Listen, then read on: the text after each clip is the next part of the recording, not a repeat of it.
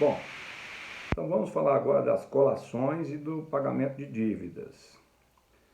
Colação consiste em se trazer os bens do espólio que estão em mãos de outras pessoas para que que os seus valores sejam conferidos, sejam integrados aos bens do espólio. Acontece normalmente quando existem doações a herdeiros. O autor da herança promoveu doações para herdeiros antes da sua morte, em vida, e esses herdeiros que receberam aqueles bens doados terão que trazê-los à colação, terão que trazê-los para que aqueles valores recebidos sejam efetivamente conferidos, a fim de se aquilatar, de se constatar não ter havido, digamos, excesso, né? Não ter havido doação inoficiosa.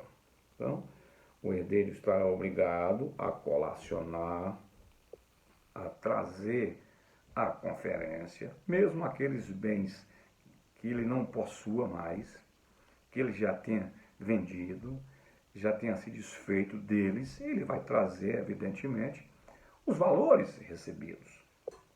Vai, digamos, comunicar ao espólio, no prazo do artigo 627, 15 dias, a relação desses bens recebidos como adiantamento do autor da herança.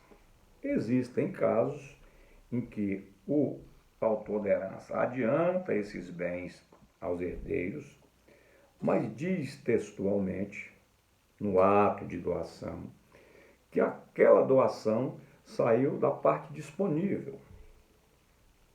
Ora, se a doação sai da parte disponível do dono do patrimônio, aquele que poderia doar apenas 50%, em razão da existência de herdeiros necessários,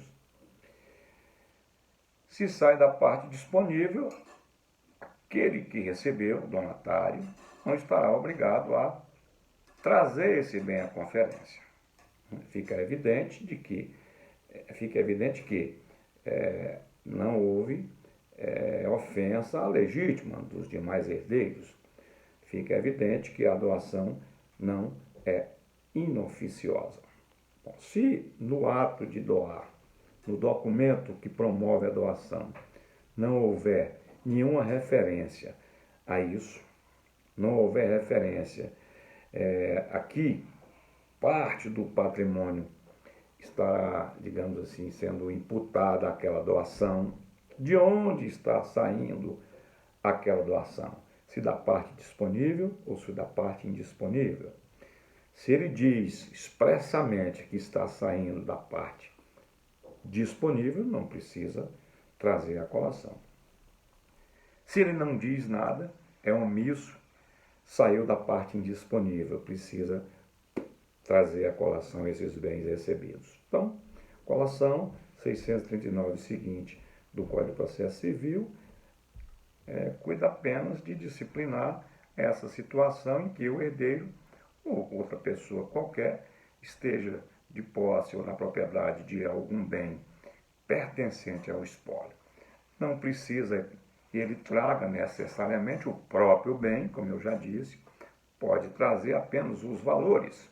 Se ele não possuir mais o bem, o herdeiro, por exemplo, o juiz mandará imputar no quinhão dele aquele valor, deduzir do seu quinhão aquele valor, descontar do seu quinhão aquele valor já recebido. Se ele se recusa a fazer a colação dos bens, o juiz determina o sequestro dos bens. Os bens serão sequestrados, serão trazidos mesmo assim, contra a vontade dele, à colação, e ele fica impedido de receber o seu quinhão até que se resolva essa questão da colação, a menos que ele preste caução em reparar o espólio, caso ele queira participar no primeiro momento, integrar já no primeiro momento a partilha, mesmo antes de se proceder a essa conferência. Claro, ele tem que prestar uma garantia, dar uma garantia para o espólio de que o espólio não sofrerá nenhum prejuízo caso, evidentemente, fique caracterizada a doação inoficiosa, caso fique caracterizado que ele tenha que devolver parte desses valores recebidos. É um tema muito simples, muito fácil de ser compreendido. Bom, pagamento de dívidas, qualquer interessado, qualquer herdeiro, está no artigo 647 seguintes do Código de Processo Civil, pode requerer, antes da partilha, que se cumpra, que se promova, que se faça o pagamento de dívidas do espólio. O credor também, de dívida certa e não vencida, pode se habilitar no espólio pedindo o pagamento dessas dívidas. Se a dívida já está vencida, o juiz pode autorizar o pagamento durante o curso do inventário.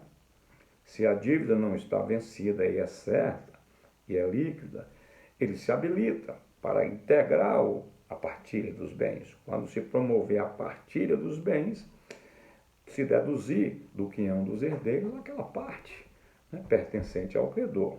Mas já sabemos, a saciedade, que os herdeiros só vão receber o líquido, o que sobrar do espólio, porque primeiro nós vamos pagar as dívidas do espólio. Lembrando sempre que toda e qualquer habilitação de dívidas que merecer discordância, o juiz vai decidir essa discordância. Se precisar de prova fora de prova documental, ou seja, se precisar de dilação probatória, se necessitar de provas além da prova documental, se a prova documental não for suficiente para o juiz decidir essas questões relativas às dívidas habilitadas, ou às dívidas pleiteadas, ou às dívidas que se pretendem ou que se pretende receber do espólio, ele envia para as vias ordinárias, ele remete para as vias ordinárias, ele estabelece um processo incidental, digamos assim, ele deflagra, melhor dizendo, um processo incidental, onde nós teremos todo tipo de prova admitida, ou admitidas, todas as provas admitidas, e contraditório, e depoimentos, enfim, tramitar como um processo normal. Algo que não acontece no processo de inventário, que é um processo meramente administrativo. Embora no processo administrativo também nós tenhamos, digamos assim, em muitos dos casos nós temos dilação probatória também, Mas assim, o que eu quero deixar bem claro com vocês é que, havendo dilação probatória, havendo necessidade de produção de prova diversa da documental, vias ordinárias, não tramita dentro do inventário. É isso. No próximo ponto, nós vamos falar da partilha do inventário, E partilha, finalizarmos esse procedimento relativo ao inventário. Depois nós vamos falar dos arrolamentos, como é que eles tramitam, do arrolamento comum de alçada e o arrolamento sumário. Esse último que pode ser judicial e pode ser extrajudicial também. Tá? Então, resta apenas para cumprir com esse debate, com essa discussão sobre o inventário e partilha, falarmos sobre a partilha, propriamente dita, que é o objetivo final do procedimento. Obrigado.